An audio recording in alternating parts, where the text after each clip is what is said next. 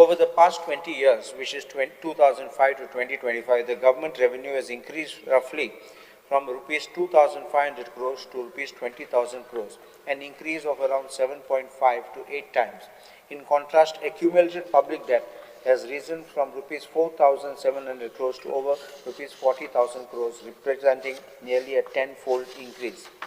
In the CAG report of number 3 of 2025, presented last year, it shows an arrears of revenue as of 31st March 2024, amount of rupees 5223.81 crores, of which 2,190.47 crores, 42%, was outstanding for more than 3 years. I'll just read that page.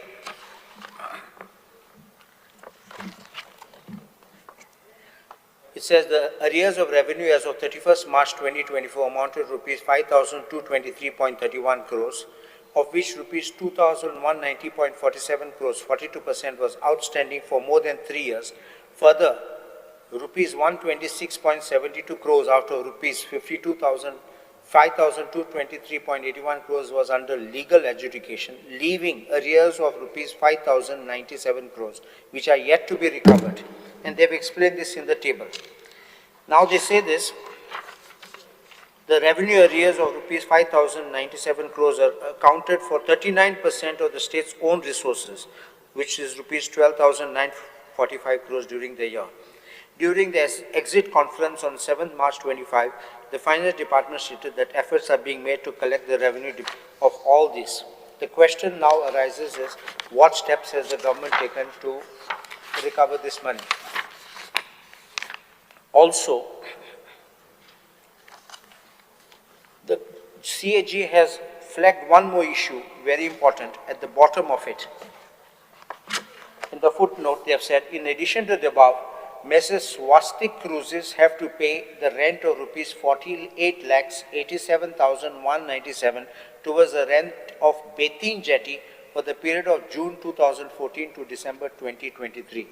Honorable Speaker, if anybody doesn't pay any amount, maybe for a year or two, they immediately rush to terminate. But here almost for 10 years, Swastik Cruises has been enjoying this facility, not paying the money and continuing to operate. Something seems to be really going badly wrong. Higher revenue spending versus lower capital spending. The government increased revenue expenditure, salaries, subsidies and administration. But capital expenditure, which is infrastructure investment, has either stagnated or declined. In fact, when we go with our files, JDA says it has no capital expenditure fund which is available.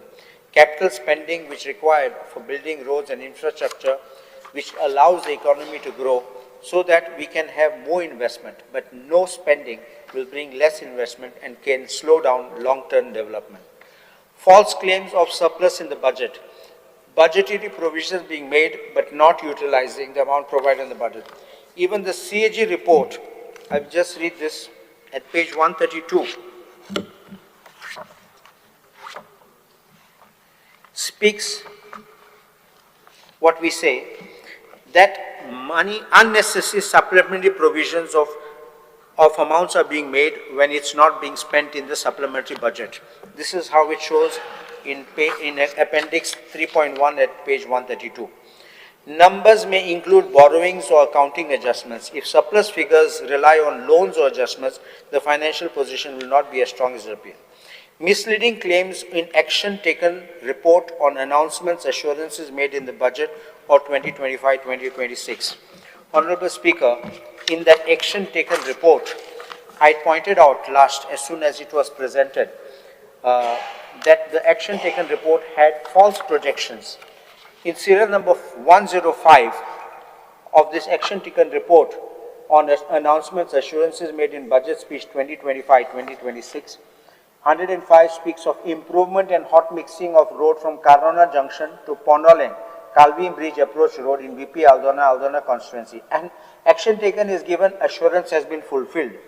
My respectful submission is that this is completely false. It has not even been done, the tender has not even been issued, no work order has been issued. I mean, tender is issued, but no work order has been issued, and it's waiting there for issuance of the work order. The work has not started. I don't know how this assurance can be fulfilled. Similarly, improvement and hot mixing of road from Karona Junction, 106, hot mixing of main road from Bastora to Satpurush Temple to Goa Junction at Aldona of Aldona constituency. Again, this is saying assurance has been fulfilled. This again is completely false because the work order itself has not been issued. So I don't know how you can make a statement here and have false projections. If this kind of projections are being made to say that this kind of works are already fulfilled, we are looking at the budget for other figures and then this is not available. Now there is one more thing which is GHRDC. The Honorable Chief Minister made a statement that GHRDC will focus on training and upskilling the youth of the state and coordinating with the industries, establishments and companies for job placement. My respectful question is this the job of GHRDC? Don't we have skill development? Don't we have ITIs? Don't we have other institutes which can provide these kind of facilities for training? GHRDC does not even have classrooms to have training for these children. In respect of GHRDC, it is claimed that persons employed for 10 years or more will be regularized. There is an assurance being made, but I respectfully say that this will never happen. Last year, and I will explain why, and this is what is happening. GHRDC, according to me, has become just a labor contractor. It brings people into the department. It says it is on empanelment basis and then starts putting people in various departments. You may be put there for 6 months in one department, you may be put for 6 months in another department. So how do you get a continuity? If you don't have a continuity in one department, you cannot claim that I've been there for 3 years, 6 years or even 10 years. So this is what is happening. He's becoming a labor contractor. An announcement was made by the Chief Minister that salaries to the employees would be increased, that 3,000 will be added to rupees 5,000. Last year's statement was made. But this is an empty promise like the 3 gas cylinders, nothing has happened. Again, this promise is being made in this year's budget, 2026-27, but this is going to be an empty promise. Now, there is one more problem, Honorable Speaker, when people are being engaged by the GHRDC, they are raising bills for a security guard of showing 31,257 per security guard and 1 reliever, which comes to rupees 51,886.22. To this, CGST and SGST is added. So the total bill to the department goes as 61,226 for 1 security guard and 1 reliever. And the GST component is rupees 9,339.60. But when the GST is being already paid, I don't understand why salaries are still being deducted and the security guard never gets the 31,257, he ends up getting 22,236 today. So I don't know why, whether GHRDC is eating up money or keeping away money from these people who are actually doing work, who should have got the money. And I believe that GHRDC should stop now all these empanelments and the government should focus on giving jobs directly to the people in the departments without having to go through this. Because the moment you go through a corporation and you provide service, there is a service tax component which starts coming in. The promise of regularizing staff with temporary status. My respectful submission that this is a fraud played upon by the government on all these people who have been working on daily wages or on contract basis. Last year, an announcement was made that they would regularize people with 7 years of service, and a notification to that extent was brought out. Honorable Speaker, I will present that notification on the floor of the House.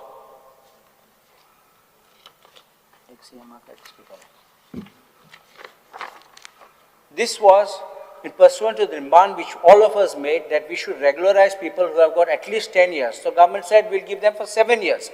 One to the Honorable Speaker, please. Please. Now this is called a daily wages grant of temporary status scheme of Government of Goa. This looked to be that government was really fulfilling the wishes and the demands of the people. But Honorable Speaker, may kindly look at 2.5. Do you get that? Such daily wagers who acquire temporary status shall, not however, be brought onto the permanent establishment unless they are selected to regular selection process for Group C posts. This is completely wrong. Now please turn over to the third page. That is another number 5. Despite conferment of temporary status, the service of daily wager may be dispensed with by giving a notice of 1 month in writing. A daily wager with temporary status may also quit service by giving a written notice of 1 month. And please look at 7. An undertaking shall be taken from all the eligible employees that they shall seek no additional benefits from the government once covered under the scheme and are willing to avail benefits as specified in the scheme. This is completely a dishonest approach, Honorable Speaker, because what does the Supreme Court say on this? I'll just read a few.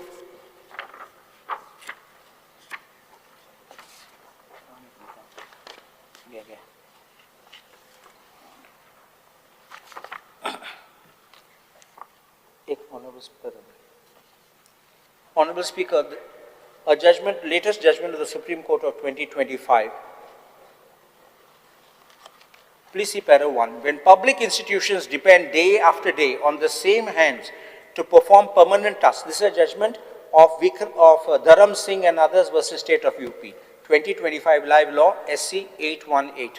So para 1, when public institutions depend day after day on the same hands to perform permanent tasks, equity demands that those tasks are placed on sanctioned posts and those workers are treated with fairness and dignity. The controversy before us is not about rewarding irregular points, it's about the years of ad hoc engagement defended by shifting excuses and pleas of financial state can be used to deny the rights of those who have kept public institutions running. We resolve it by insisting that public employment should be organized with fairness, reasoned decision making and respect for the dignity of work. Please look at paragraph 4. It tells the background. I won't read everything, but please read 4.7 down. By the judgment dated, did you get that, 4.7? The learned single judge of the High Court dismissed the petition holding that no rules for regularization in the Commission had been shown, that even assuming the 1998 regularization rule applied, there were no vacancies for the appellants. Moreover, the single judge held the regulation was impermissible in view of the law declared in Uma Devi and allied precedents. It was also observed that the petitioners had not specifically said the subsequent decision so and so. The appellants preferred special leave before the division bench, affirmed the dismissal. Now please look para 6. The question before us whether the High Court erred in failing to adjudicate appellant's principal challenge. Para 7. Having heard the learned counsel of parties, we are unable to endorse the approach adopted by the High Court. Para 8. The state's refusal of 11-11-99 cites financial constraints, and the subsequent decision taken after High Court decision reconsider adverse to financial crisis and a ban on creation of posts. Neither decision engages with relevant considerations placed on record, namely the Commission's 1991 resolution repeated proposal acknowledged administrative exigencies of recruiting body, handling large cycles, the continuous deployment of these very hands for years, and the existence of the attendant work that is primarily perennial rather than sporadic. While creation of posts is primary and executive function, the refusal to sanction posts cannot be immune from judicial scrutiny for arbitrariness. We believe that a non-speaking rejection on a generic plea of financial constraints, ignoring functional necessity of the employer's own long-standing reliance on daily wages to discharge regular duties does not meet the standard of reason. Moreover, it's undisputed the nature of work performed by the appellants, that is sorting and scrutiny application, dispatch of and office support, driving has been continuous and integral to Commission's function since the engagement between 1989-92. Commission itself moved for sanction of 14 posts and furnished a list of 14 daily wages, including the appellants. That consistent internal demand coupled with uninterrupted utilization of appellant labor on regular office hours fortifies the duties are perennial. I'll just take another 10 minutes, I'll finish. So, please look at this. Now, go to paragraph 17. So the High Court rejected that first there were no sanctioned posts, that the Supreme Court rejected that there were no sanctioned posts, that financial burden. Now look at para 17. This is very important for the state government to think this. Before concluding, we think it necessary to recall that the state, hereinafter referring to both the union and the state government, is not a mere market participant but a constitutional employer. It cannot balance budgets on the backs of those who perform the most basic and recurring public functions. Where work recurs day after day and year after year, the establishment must reflect that reality in its sanction strength and engagement practices. The long-term extraction of regular labor under temporary labels corrodes confidence in public administration, offends the promise of equal protection. Financial stringency certainly has a place in public policy, but not a talisman that overrides fairness and the duty to organize work on lawful lines. Moreover, it must be noted that ad hocism thrives where administration is opaque. And the State Department must produce this. And then the Supreme Court finally gives it and gives a direction that they must do this. This was also considered by the Supreme Court in another judgment. Just pass this.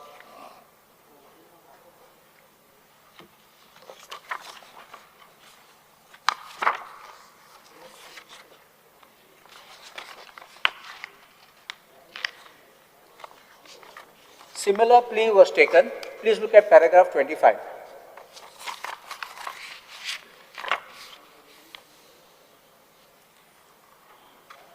The Honourable Speaker again.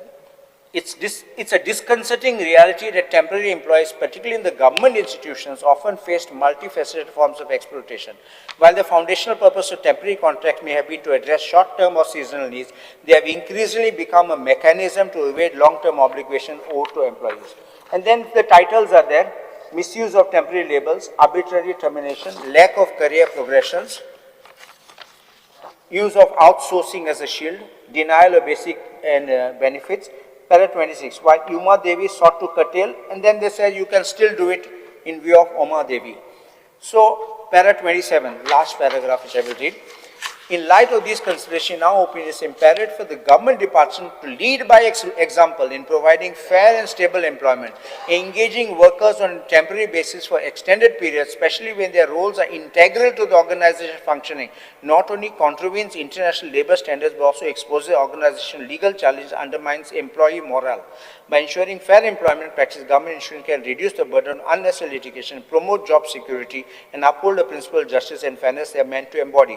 This approach aligns with the international standards and sets a positive precedent for private sector to follow, thereby contributing to overall betterment of labor practice in the country. So this was what was it, and the most now January judgment of the Supreme Court finally concludes this.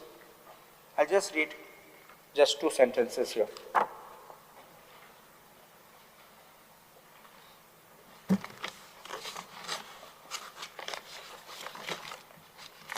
This is Bolanath versus State of Jharkhand, 2026 live law, Supreme Court, 95. Just a head note on the top. The Supreme Court set aside, does Honourable Speaker again that? Set aside Jharkhand High Court's refusal to regularize contract employees who had served for over a decade in sanctioned posts, held the state as a model employer cannot exploit the unequal bargaining power of employees by keeping them in perpetual contractual roles to evade regular employment of them. Abruptly discontinuing long service employees based on contract and without speaking it was manifestly arbitrary. So, Honourable Speaker, which I want to point out is that when you are giving these type of assurances, I want to make them regular, I want to give temporary, you can't put those clauses by saying that this will still be contract, you will not have finality, and then you will be sent home. So this is what I wanted to point out, that you have to make these provisions in the budget so that you can have these things down. As far as the panchayats are concerned, Honourable Speaker, the CAG report noted that for 2023-24, Finance Commission recommended basic grant of 58 crores and 30 crores to Panchayat Raj institutions and urban local bodies. But the state government did not receive any grants for the year 2023-24 for PRIs and ULBs. It further states that similar grants pertaining to health and family welfare of rupees 32.2 crores recommended by 15th Finance Commission for year 2023-24 were not released. What did the state government do to recover this? This is all money which will come into the account. This default on the part of the state government seems chronic because since 2022-23, the central government, just 5 minutes more, finish. Just 5 minutes more. The central government withheld approximately 168 crores in the 15th Finance Commission to village panchayat for failure to submit utilization certificates. 0 grants were released for 2023-24. 2024-25 and for 25-26, where allocation was made for panchayats for rupees 58 crores, 62 crores and 61 crores respectively.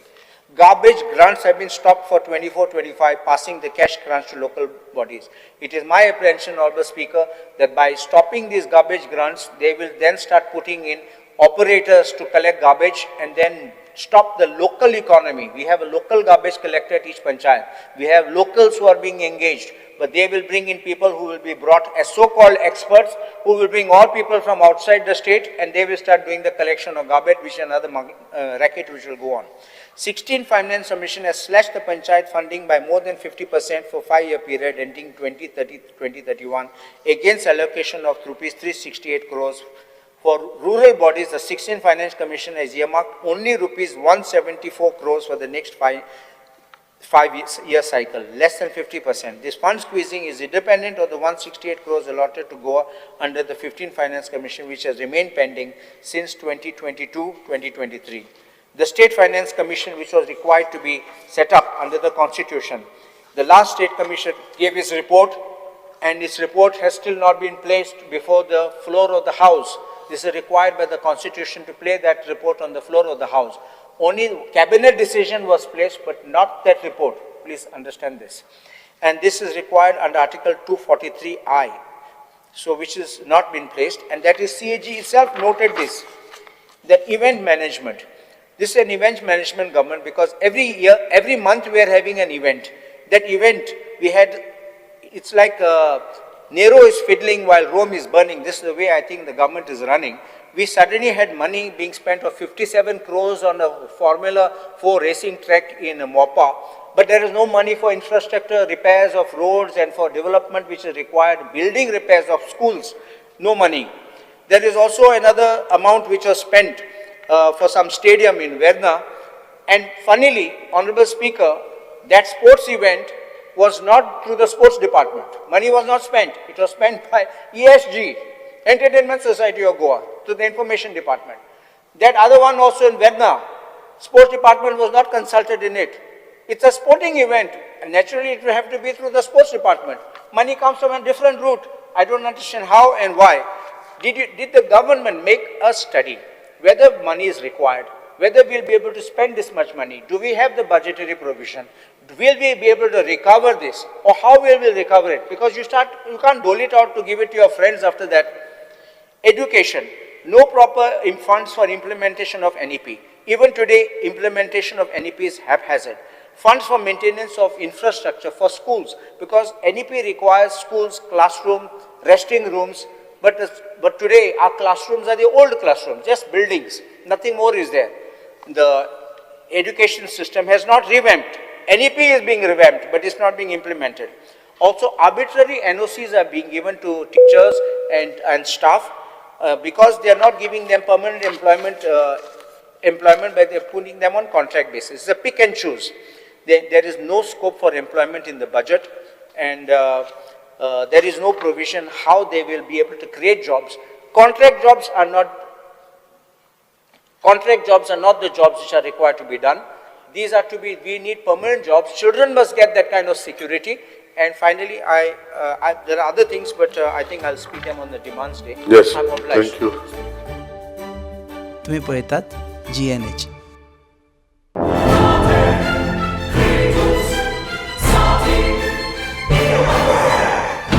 Lagi muji mai, oh melo kitre. Rasta pose मरे. John बाब tyre झाल्या मरे break आनी कशें लागतले मुजी भाशे हड्डे जाले इथे. हॉडी चेंज कर मरे कितें? टायर चेंज कर मरे खंय चेंज केला बरें? येच योकोहामा टायर एक्सप्रेस. ओय योकोहामा टायर एक्सप्रेस सगळे टायर सोल्युशन एका जाग्यार. नवे tyres with 5 years unconditional warranty. वाह मॅगविल्स वाह टायर चेंज टायर सर्विस वाह. Nitrogen gas wheel alignment and balancing अरे वाह. पेपरलेस बिलिंग आनी जायतें हे सगळे बेस्ट प्राइस आनी एक्सप्रेस सर्विस आहा. गाडी सारखी बटर आणि सर्व्हिस सारखी फास्ट मरे. फास्ट नो express Yokohama tyre express opposite Sunshine Hospital Alem highway Margao आनी मग दोतोरा घेवत मरे. पळय